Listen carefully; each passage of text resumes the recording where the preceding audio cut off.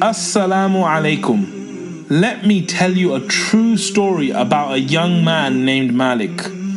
Even though he was a Muslim, he thought that life was all about satisfying his desires as much as possible. As a result, he felt extreme pleasure in committing many sins. He drank, he stole, and he even committed zina. Then he got married and had a daughter. He named her Fatima. Malik loved Fatima very much. As an innocent child, she would sit in his lap, and as Malik was about to sip some wine, she would hit his hand and the glass would go flying away. But because Malik loved her so much, he would never tell her off for doing this. Then one day the unthinkable happened. Little Fatima died. Malik was completely shocked and devastated. He went into depression.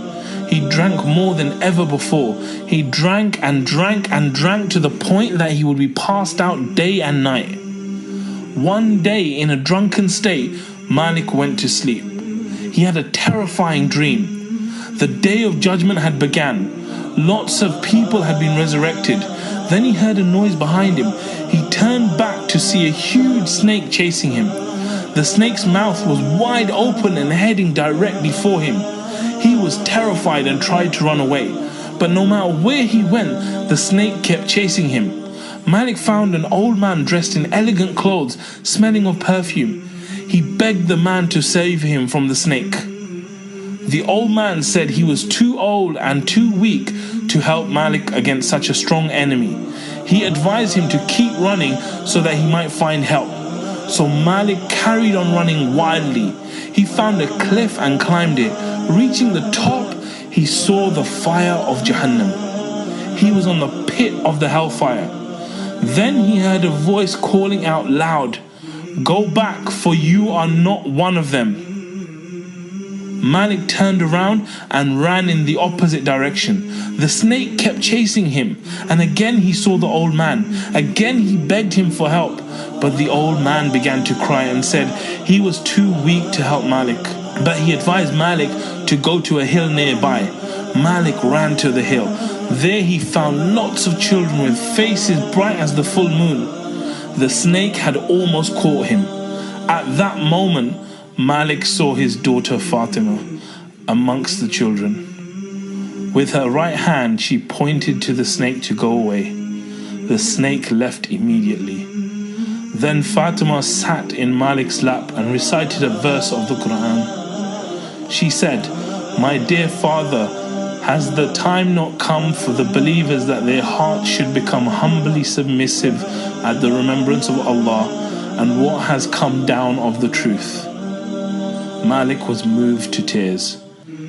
He asked her what the snake was. Fatima told him that it was his evil deeds, which he had made so strong that they were about to push him into Jahannam. Then Malik asked her who the old man was. Fatima told him that it was his good deeds, but he had made them so weak that they couldn't help Malik against the snake. Malik woke up from the dream in tears. He immediately made wudu and ran to the masjid. During the prayer, the Imam happened to recite the same verse from the Quran. Has the time not come for the believers that their hearts should become humbly submissive at the remembrance of Allah and what has come down of the truth? Malik thought, it is time. He felt massive regret for his past sins and repented to Allah. That day was the start of Malik's new life. This was the story of Malik ibn Dinar. May Allah have mercy on him. He became an Imam of Hadith and is now known as one of the most righteous successors of the Sahaba. In the middle of the night, he would go to the center of town and shout out, "Oh people, wake up to the remembrance of your Lord. Wake up to success." When he did this, people would think he was crazy. But he did this because he knew that ultimate success lies with Allah. He completely transformed from a person who committed every sin under the sun to one of the most pious worshippers in history. He went from being a person who was literally on the brink of hellfire to someone who will enter Jannah inshallah. So the question is, What exactly is it about us that leads us to our destiny? What was leading Malik on the path to Jahannam? Allah Himself gives us the answer in the Quran. It says, "And you have not been hiding yourselves in the world, lest your ears and your eyes and your skins should testify against you. But you thought that Allah knew not much of what you were doing. And that thought of yours, which you thought about your Lord, has brought you to destruction, and you have become this day of those utterly lost." It all starts with our thoughts, our mindset.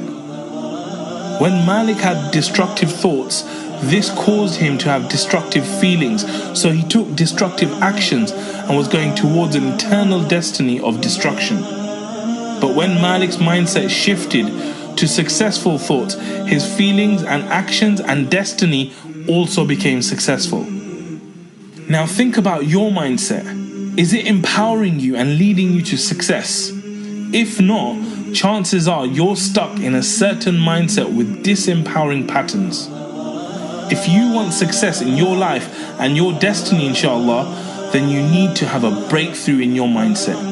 Our next video is all about breakthroughs, and we'll tell you more, inshallah. Jazakallah khair for watching. I hope you found this video beneficial. If you did, you can do two things to continue your mastery journey. Firstly, you can subscribe to the YouTube channel by clicking here. When you subscribe, you'll get regular videos that will help you achieve breakthroughs in your life, inshallah.